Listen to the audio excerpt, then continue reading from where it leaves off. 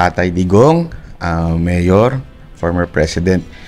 Unang tanong ko lang po yung pong lumabas na latest survey sa senatorial, nag-number 1 po kayo. At yun po ang panawagan ng taong bayan, kayo po ay bumalik sa politika para naman po meron silang kakampi. Ano pong masasabi niyo po dito sa senatorial na nag-number 1 po kayo? Sa iyo lang ako nagpa-interview nito. Marami na kasi nagtatanong paski doon sa siyudad ko sa Mindanao. Wala akong naibigay na sagot. Ayaw kong magpa-interview kasi ayaw kong sumagot. Pero titignan ko yung panahon. Hindi dahil sa gusto ko, ayaw ko na. Tapos na ako sa politika, dumaan na ako pagka-presidente. Wala nang sa akin na meron pa akong ambisyon. Wala nang akong Kaya lang, kung sakali merong compelling reason na kailangan ang boses ko, pwede kasi magsalita ako sa civilian, but wala kang platform, not unlike a senator. Ang platform mo is that you're a government official, tapos from time to time you have to say something and also to participate in the lawmaking process sa Congress. Ang masagot ko sa iyo, prangka-prangka, kung may rason, if there is a compelling reason na kailangan akong lumabas uli at pumasok sa politika, hindi na politika dahil gusto kong politiko, kung kailangan yung boses ko para marinig, I have to say something that is that is for my country, whether it is really a negative o positive yung sinasabi ko against usually yan sa gobyerno talaga. Baka mapipilitan ako, tatakbo ako ulit. So pag may kung may compelling reason lang, kung wala, ayaw ko na talaga kasi pagod na ako. Sir, magandang gabi po. Maraming salamat sa sagot ninyo. Kayo natuwa doon. At least kung may compelling reason, meron kaming magiging boses ngayong 2025. Ito po ang aking tanong patungkol dito sa PI. Dahil yan po ang mainit na balita ngayon at merong di umanong pera kapalit ng pirma. Kayo po ba ay pabor dito sa People's Initiative na kung tawagin nila? Alam mo, they are denying itong nagbibigay ng pera. But in some provinces or congressional districts for that matter, talagang nagbibigay ng pera, nag-umpisa na ang buong Pilipinas, alam ninyo yan. Hindi sa lahat, hindi pa kasi na full-blown talaga. But meron nang nag-umpisa, nagbigaya na nagpapirma na, tapos napagbigyan, nabigyan. So, ang totoo niyan, huwag na tayo magbulahan. Halata naman talaga at alam ng tao. Kung ano lang ang totoo, sabihin mo na lang para wala nang problema. Nabigyan namin, ganon. Pero kung if you start to amend a constitution and you start by buying the signatures of the Filipinos for it to start the process, daanin mo sa bayaran, wala ngang eleksyon. It does not only leave a bad taste in the mouth, actually, it's almost how would I term it, repugnant, a disgraceful act. So, hindi ako pabor kung gano'n, hintuin na lang nila. Hindi pa ako nagsasalita kasi tinitingnan ko, pero kasi yung denial ngayon lumabas, yung araw na to, hindi naman totoo. Kasi sa ibang probinsya, pati doon sa syudad ko, sa ibang distrito, nag-umpisa na ng bigayan. So, alam mo itong Pilipino, may gagawin ka, tapos may tinanong ka, you deny. Mag-disclaimer ka kaagad. Puta, bakit mo gawin? Tapos, yun pala na maghugas ka lang ng kamay. So, why bakit mo pa gawin? So, kung gawin mo, kailangan, the position is that you want the signatures kaagad because you want to change the Constitution. And that Constitution, gusto ninyong madalian, kaya kayo namimigay ng pera. Ang end result nito is that a new Constitution, if ever, it will just destroy the nation. It will open the floodgates of political abuses, pati the perpetuation of powers. Kung sino ngayon gusto nilang tumuloy-tumuloy. Hoy mga gago, kung mga ulol kayo, itong demokrasya natin sa Pilipinas, palit-palit ito. Ang problema, pag nandiyan kayo nakapwesto, gusto na ninyo habang panahon, hanggang apo ninyo sa... alam mo, demokrasya to. It simply means that at least there is, over time, we have to go into electoral process. If you are retained by the people, it's because you are performing well, hindi ka corrupt, maganda ang record mo. Pero kung masamang tao ka, or you are an idiot, incorrigible, yan ang cleansing process ng demokrasya, elections. So, wag na tayo dyan yung, kasi ang maganda naman ang konstitusyon natin. Wala namang nangyayari. Wala namang patayan, walang dahil lang sa konstitusyon. Ang kalaban natin yung NPA, pero wala na halos. Tapos na. So, bakit pa tayo magpasok ng masakit ng ulo na alam ninyo na para talaga sa in order to, you want to stay in power.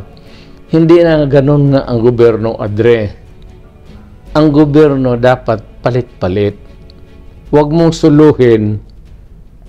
Kaya nga may eleksyon para kung ayaw ng tao sa iyo, mapalitan ka. So, do not with the Constitution because it would mean only trouble for our country. We're okay. Wala tayong problema. Sa ngayon, wala talaga. Huwag ninyong umpisahan kasi wala kayong every election, every president ang pumapasok sa ulo is to change the Constitution. For what? Alam mo kung bakit? Gusto lang to open as para ma-elect sila or ma-perpetuate or extension of terms. Walang ganunan. Demokrasya to. The Philippines is a democratic state. It provides for an election for an orderly change of government from time to time. It's a cleansing process. If the people cannot stomach your idiotic or maybe mediocre performance, hindi maghanap ang tao na bright at saka marunong. Huwag tayong pumasok dyan sa mga gano'n. Wala na kayong maisip every term of a new president. Nandiyan papasok talaga yung constitutional change. For what? Para na maggulo. Sabi ko nga, huwag ninyong personalin itong gobyerno. Hindi ito monarchy na pag namatay ka, ipasok mo yung anak mo, pati pinsan mo, pati kapatid mo sa labas. Itong gobyerno na ito, para sa matitinong Pilipino. Yung mga ugok dyan, may umpisahan yan gano'n. Maguguluhan na tayo dyan. Magkagulo lang. Baka akalain ninyo, gusto ninyo. Remember na marami tayong sektor. May sektor tayo sa government officials, employees, may sektor tayo sa civilian at large, may sektor tayo sa mga accountants, engineers, may sektor tayo sa military. Huwag din nyo masyadong kasi hindi naman lahat maluluko ninyo. Alam na lahat ng mga sektor na yan na kalukuhan to. So huwag ninyong ipilit. Magkagulo lang. Hayaan, huwag yung constitution pang permanente yan. Poste yan. Ang batas could be changed from time to time. But a constitution remains to be intended to remain solid and poste for governance. From time to time, you might want to change some provision of the Constitution, but let it remain na ganyan. Yung some provisions, palitan natin. Pero yung Constitution mismo, maganda ito. Nothing is absolutely wrong with the Constitution right now. Now, maghanap kayo ng wrong, manggaling sa inyo yan. Magkagulo lang ang bayan. Hindi katanggap-tanggap. Alam ninyo, hindi lang ako. Ako retired na, wala na ako. Ano na ako. Piece of paper na lang ako. Pero ang sinasabi ko lang yung wisdom pati yung gusto ng tao. Huwag ninyong ipilit yan. Kasi kung ipilit ninyo, mapipilitan rin ako magsalita in public. And I might campaign against it actively. PRRD, in connection po doon sa question ni Banat nung una, po, matindi po ang clamor ngayon para kayo po ay bumalik sa politika.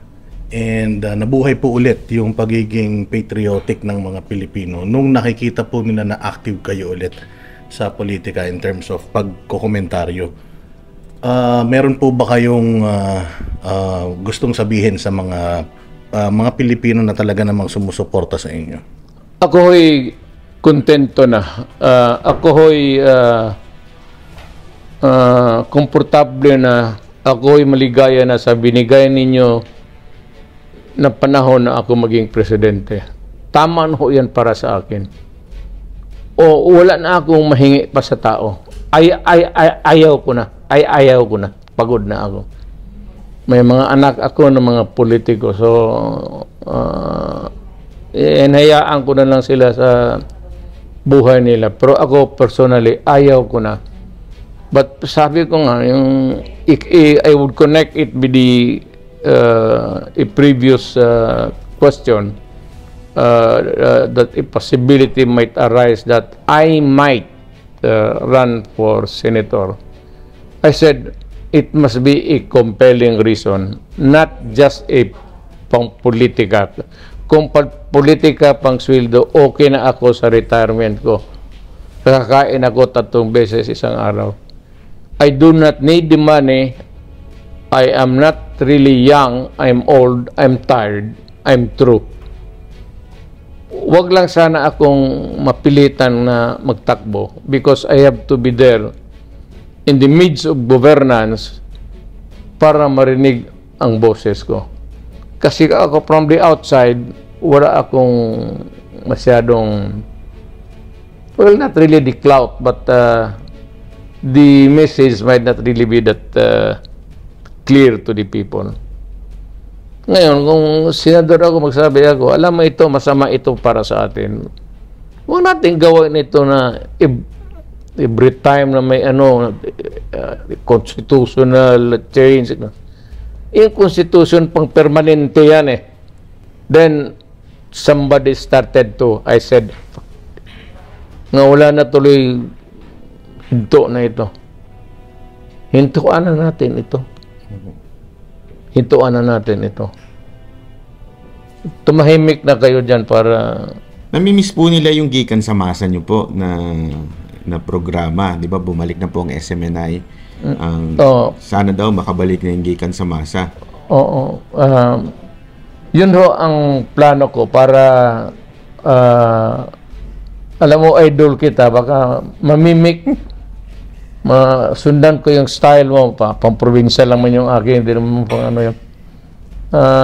Para rin na makapagsalita ako sa mga issues. I might, I do not want to be a part of a conundrum thing, ingay dito, ingay doon, but just to give a simple advice to everybody. Either against a certain measure or for a certain program. Ganun lang yan.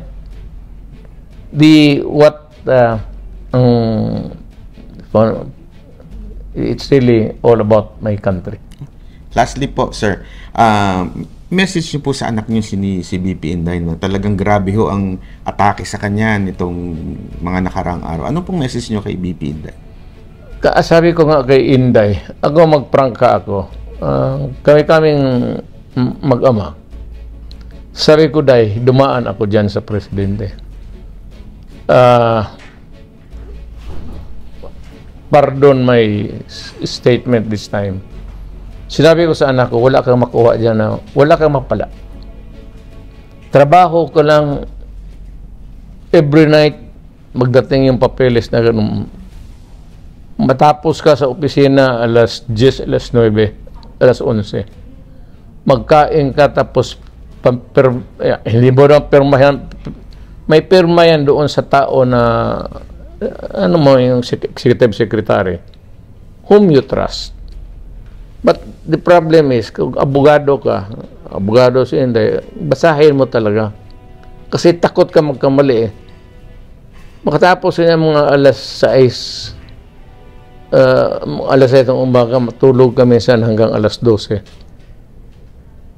Tapos alas 2, ligo. Punta. Ganon ang buhay mo. Para kang clerk. Sa totoo lang.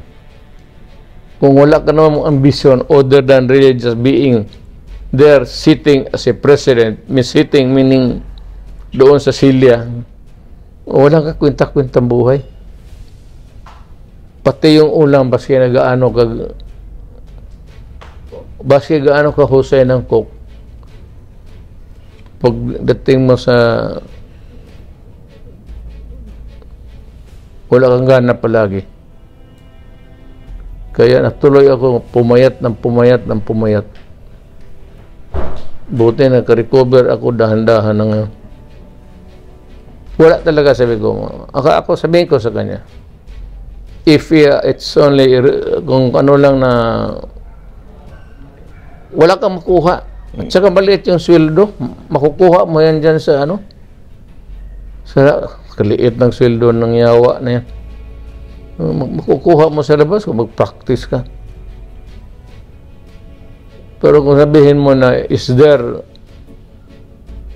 something in the presidency that would make you happy? Wala ho.